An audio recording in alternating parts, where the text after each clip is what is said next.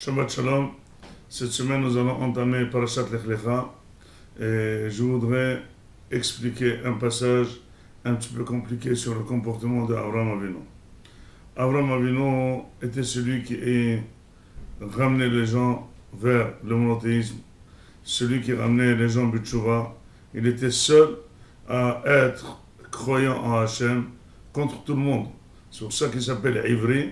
Dit le Midrash que lui, il était Me'ever Ehad, Ve'kol ha'olam Me'ever Sheni.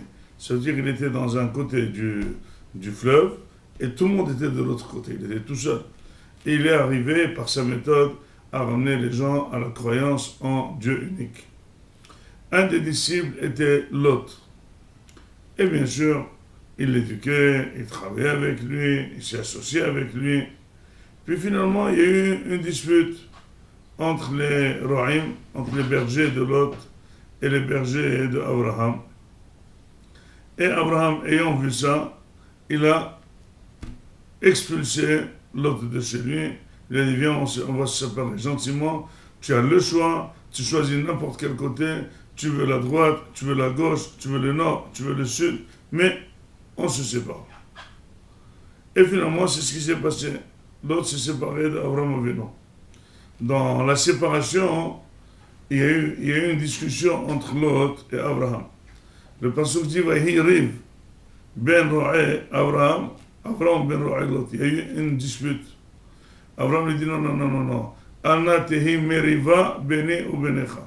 Mais c'est meriva. Disent les Mefarshim qu'il y a le mot dispute au singulier, au masculin et le nom dispute au féminin. Le nom dispute au masculin, riv, ça veut dire c'est une fois c'est arrivé. Mais le mot meriva, ça veut dire que c'est une chose qui peut revenir. C'est comme une femme qui amène des enfants. Un homme n'a même pas d'enfants, c'est une femme qui amène des enfants. Alors l'autre il dit bon, il y a eu une dispute une fois, vahi riv. Dit Abraham, la raison de la dispute existe toujours. Si on continue, on va encore se disputer. Ça ne s'appelle pas un riv, ça s'appelle une meriva. Donc il faut qu'on se sépare. Demande les Mefarshim, où est la force du Zikouy Arabim d'Abraham Avinu? Prendre des gens de l'extérieur, les ramener vers lui, et prendre celui qui est à l'intérieur et le jeter. Et il va le mettre en danger. Déjà dans la maison d'Abraham, il se comporte mal.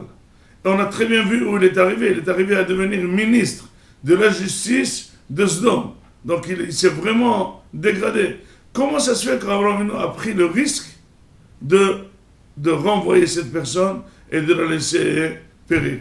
Pourquoi il n'a pas fait un effort de patience, d'essayer de le rattraper, d'expliquer, d'être mécarévoto? Tout de même, quelqu'un qui a un problème avec un proche, on ne le jette pas.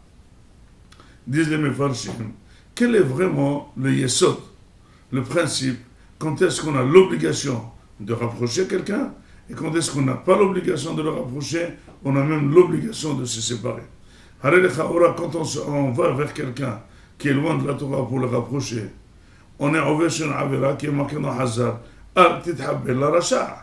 parce que pour le ramener vers soi, il faut bien devenir copain de lui, il faut se rapprocher de lui. Mais finalement, donc tu es peut-être que ce n'est pas toi qui va avoir un effet sur lui, peut-être que lui aussi va avoir un effet sur toi. Donc de quel droit quelqu'un peut aller et faire du moussard à quelqu'un d'autre et essayer de le ramener? Peut-être que c'est l'effet contraire qui va se produire. Comment on va savoir quels seront les résultats de cet acte? Disent les Mefarshim comme ça, que Lot, il était avec Abraham tant que ce pasouk était réel. Vegam le Lot haolech et Abraham. Quand c'est Lot qui va avec Abraham, donc c'est celui qui est au volant avec Abraham, Abraham avait tout l'obligation de conserver Lot avec lui. Mais quand Lot a pris indépendance et il a voulu faire ce qu'il veut, donc il n'est plus soumis à Abraham, il a dit maintenant je n'ai plus l'obligation de te retenir chez moi, il l'a renvoyé.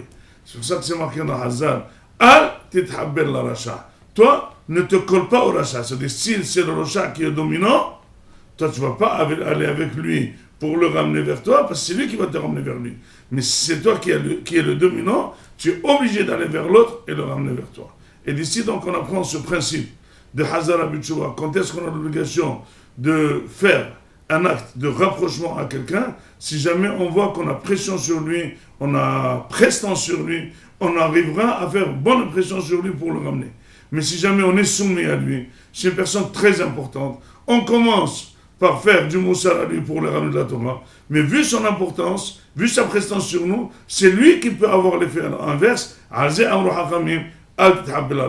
Donc Abraham Avinu, tant qu'il a senti que l'autre était avec lui, il l'a conservé.